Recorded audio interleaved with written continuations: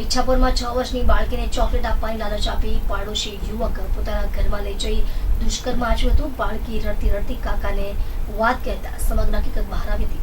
આરોપી ઘટનાને અંજામ આપી બિહાર ભાગી છૂટ્યો હતો, જેથી ઈચ્છાપુર પોલીસે એક ટીમ બિહાર મોકલી આરોપી જય મંગલે દબોચી લીધો હતો।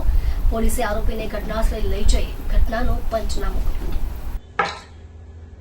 ગત તારીખ 27/5/2025 રોજ અત્રેના ઈચ્છાપુર પોલીસ સ્ટેશનમાં એક બાળકી સાથે દુષ્કર્મનો બનાવ ધ્યાનમાં આવેલ હતો, જેની નોંધ લઈ ઈચ્છાપુર પોલીસે ભારતીય ન્યાય સંહિતાની કલમ 137(2), 87, 64(2)I, 65(2) તથા અન્ય વિવિધ કલમો તેમજ protection of children from sexual offence act 2012ની વિવિધ કલમો હેઠળ ગુનો દાખલ કરેલ હતો।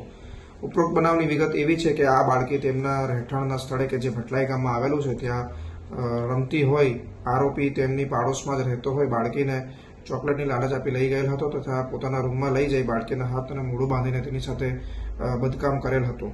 ત્યારબાદ બાળકી આ બાબત પોતાના ઘરે જણાવતા બાળકીના માતા પિતા બાળકીને પોલીસ સ્ટેશન લાવી આ અંગેની ફરિયાદ દાખલ કરાવેલ હતી અને આ આરોપી નાસી ગયેલ હતો। ત્યારબાદ અત્રેના ઈચ્છાપુર પોલીસ સ્ટેશનના થાણા ઇન્ચાર્જ તેમજ ડી સ્ટાફની ટીમે ટેકનિકલ સર્વેલન્સના આધારે ગુનેગારનો નંબર મેળવીને ત્યારબાદ તેમનું લોકેશન મેળવતા તે બિહારનું જણાઈ આવેલ હતું અને ઈચ્છાપુર પોલીસની ટીમે અહીંયા અત્રેથી રવાના થઈ બિહાર જઈ આરોપીને ગતરોજ ઝડપી પાડી અત્રે લઈ આવેલ છે।